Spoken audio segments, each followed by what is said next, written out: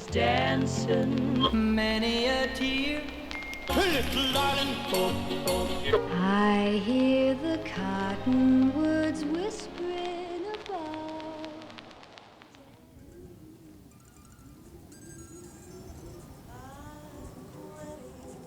There was a boy who loved music, and he had a dream. Everywhere he went, he wanted to hear music, but he wanted it to sound as good as in any concert hall. So he set off on a quest, facing challenges along the way, and all to find the perfect sound.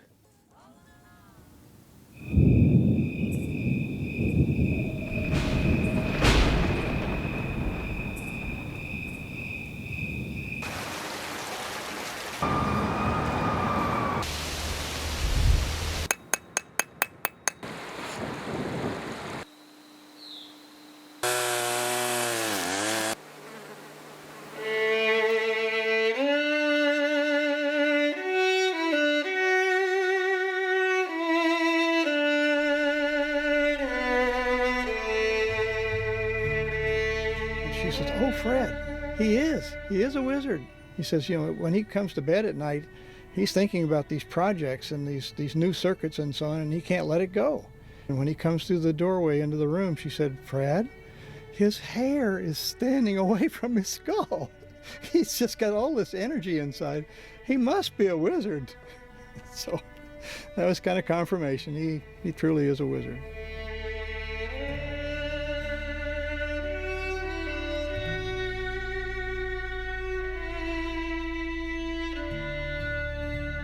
The thoughts come to me when I'm listening to music. I don't approach my designs from a mathematical thing. I do it from how it feels in my heart and my soul.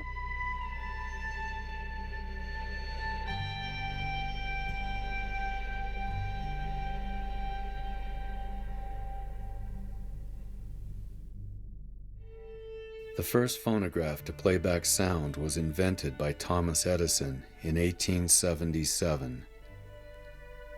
More sophisticated machines were soon developed, most of which had one speaker through which the music was broadcast. Over the next years, different phonograph models and then radios appeared and even took on the look of furniture. In the 1920s and 30s, television and stereo recordings became available, but were not widely used until after the Second World War, when Jim Fosgate was growing up.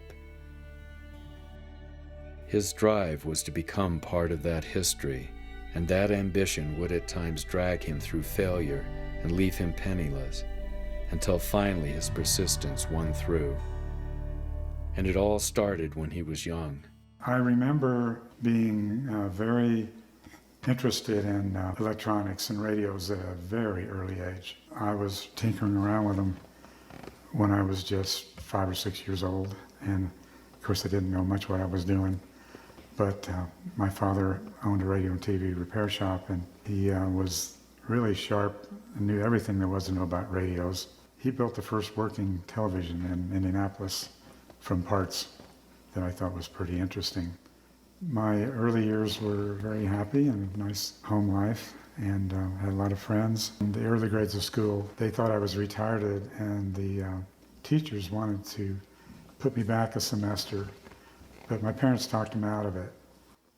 My brother, when he was 9 years old, had an ear infection that went into his brain. He was in the hospital for 6 months and finally passed away. My mother was a private duty nurse, and she took care of my brother. She would work 8 hours on shift, and then she would be in the hospital with him for about 8 hours, and she did it for 6 months, so she was so burned out when he passed, and she was just totally distraught, and took her down. Family was never quite the same. While still a boy, Jim made his first attempt to join Edison as an inventor by piecing together a radio scavenged from spare parts and placing it on his bicycle. Years later, this simple idea would blossom into an innovation that would change the way people hear music. However, as he grew older, a steady job with the phone company got him to set his dream aside. He went to work and made this humorous film to express the predictable pattern of his days.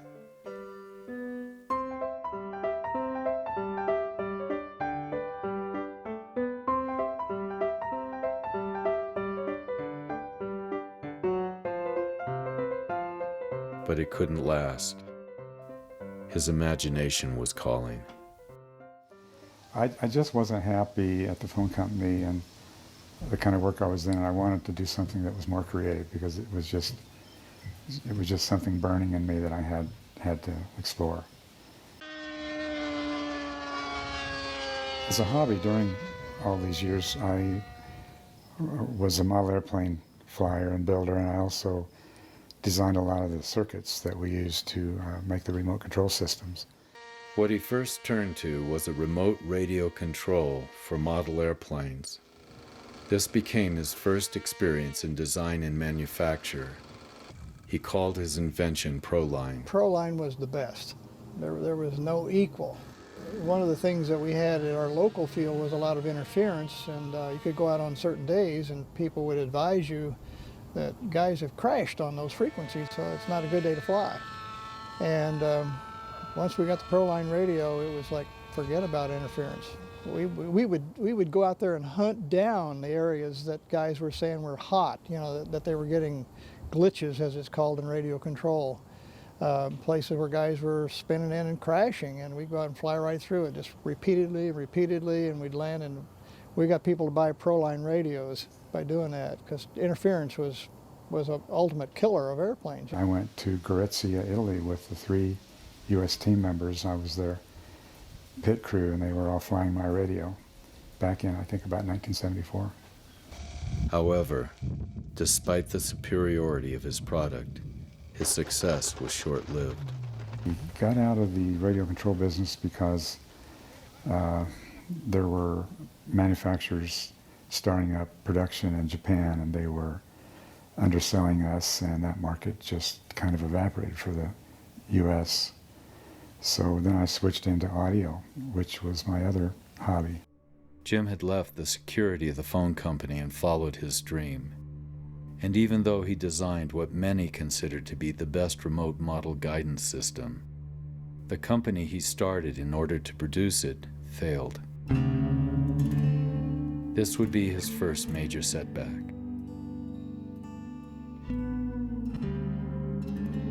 However, that failure turned him toward his real quest.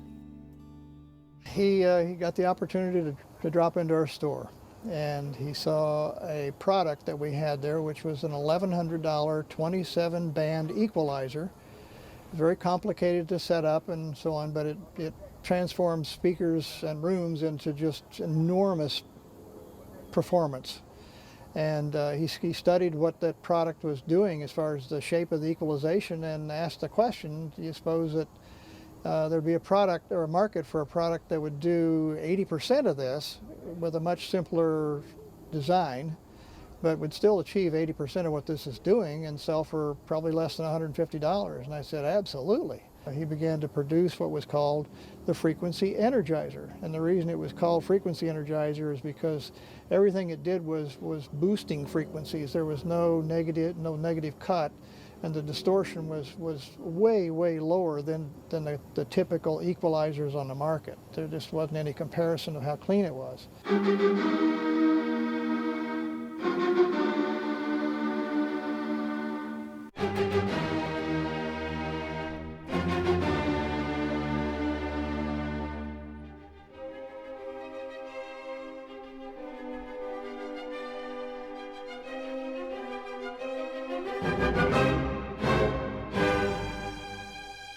They were so easy to sell that we jokingly would say we could sell one to the UPS man in the short period of time he was in our store making a delivery. When I was working with Fred Hewlin on the audio equalizer, decided to build a power amp for the car and use that same equalizer and see what it sounded like. He realized that one of the worst sounding environments is in a car.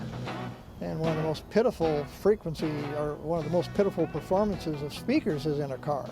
There were no good program sources, so we were really pioneering it, and most people we talked to never thought there was much of a market for car stereo. There were just pitiful little passive amplifiers available, and it was just pretty thin. When we had our demo car all set up and we were trying to get dealers, we would drive the car into the dealer and say, hey, I want you to come out and hear something in my car. Well, we couldn't even get them interested to come out and hear it, so they wouldn't do it.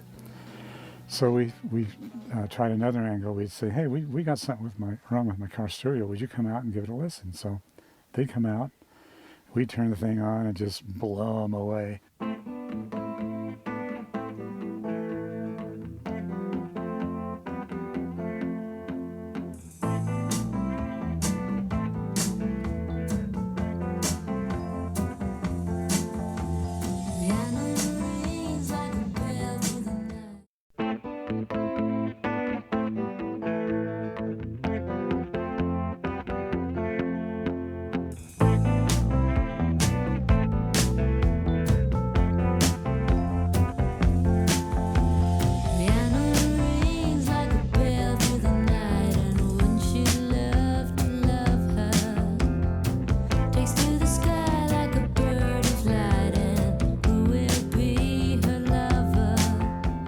Jim was a master at taking a car and making it have feeling.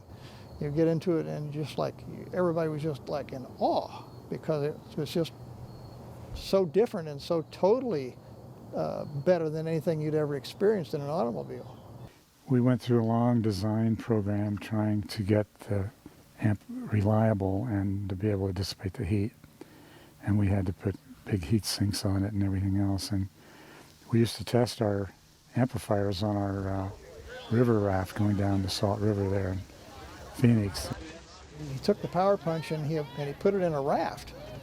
And he went down the river with it in this raft. Big speakers and 2 big die-hard batteries strapped down in there and a few other people. And he picked up along the way a bunch of tubers. These guys joined in with these inner tubes riding along behind, you know, and had a pretty good bunch of people there. And the news media found out about it, sent a helicopter out to catch it for news.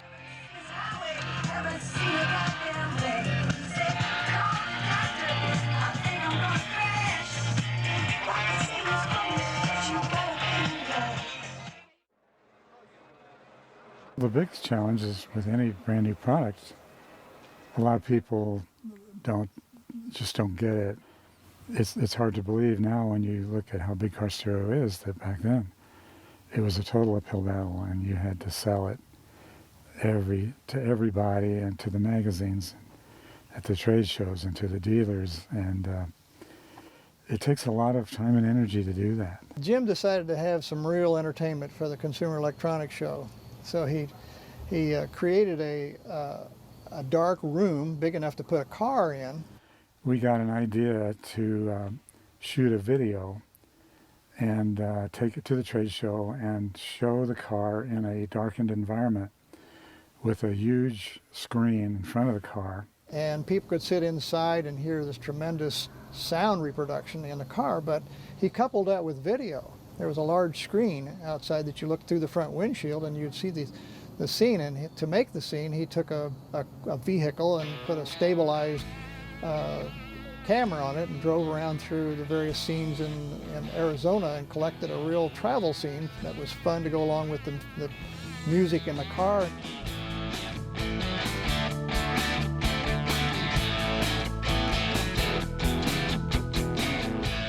And we projected an image with a 16mm projector. We had the audio track on a reel-to-reel recorder and we would synchronize the two.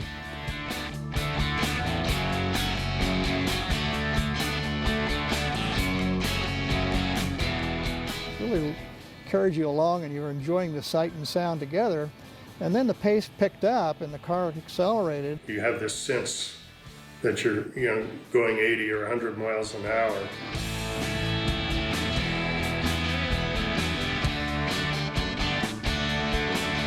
At one point, it literally just leaped off the edge of the Grand Canyon.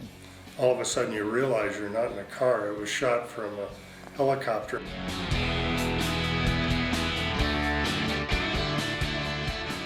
And just as it would jump up over the canyon, somebody would step on the back bumper of the car and make it shake. You got this jolt when you were sitting on the inside.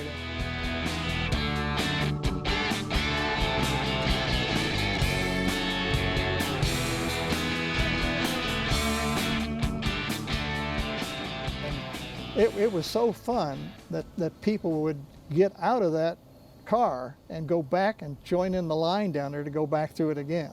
It was just so fun. And from then on, Jim was known for his unusual and very, very exciting demonstrations that he did at Consumer Electronics Show. They were always going to go see Jim Fosgate's exhibit. They start production in Prescott, Arizona. The company is deluged with orders and appears to be on the verge of a great success. However, to focus on product design, Jim allows others to run the company. I was spending most of my time in the design lab, designing product and not manufacturing. Jim needed help keeping his eye on the business anyhow because he was so into what he was doing. He would learn that those who innovate are not always the ones who profit. The problem was there were so many new dealers opening up in a brand new product category. A lot of them went out of business and didn't pay the bills, and so we lost a lot of receivables. It just sort of ate itself. It just grew too fast, and he trusted it, some other people to run it for him, and it failed. The management down in Phoenix just wasn't doing the job properly. I heard that they were making management decisions in seances. And a lot of the dealers were experiencing financial failure, and they weren't paying for the inventories they had from him. We ended up selling it to Rockford Corporation, which then named it Rockford Fosgate, and they've done really quite well with it.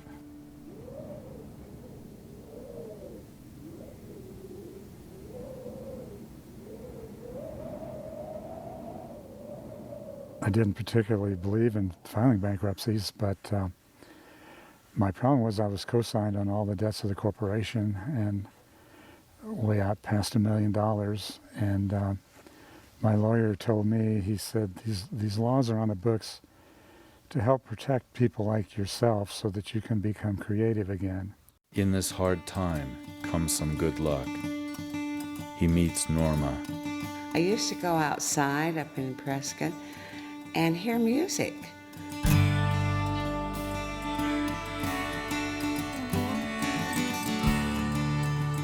And I thought, oh boy, this is great. And it was his sound system right around the corner. And I was working with autistic children using the sound Golden Voyage. So that's what connected us, music. I think most designers are similar to myself in that they have to have things in their life really going a certain way to be able to peak out on their creativity. Norma has just been so amazing at covering my backside and helping provide an environment like this for me to work. So I've been able to do my very best work, and she's taken the brunt of a lot of the stuff that's gone on in the business. So we were married in this little church of my friends that held 8 people. We had to borrow $35 from a friend to pay the preacher, and we didn't have any gas in the car, so we took the truck and coasted all the way down Groom Creek where we lived.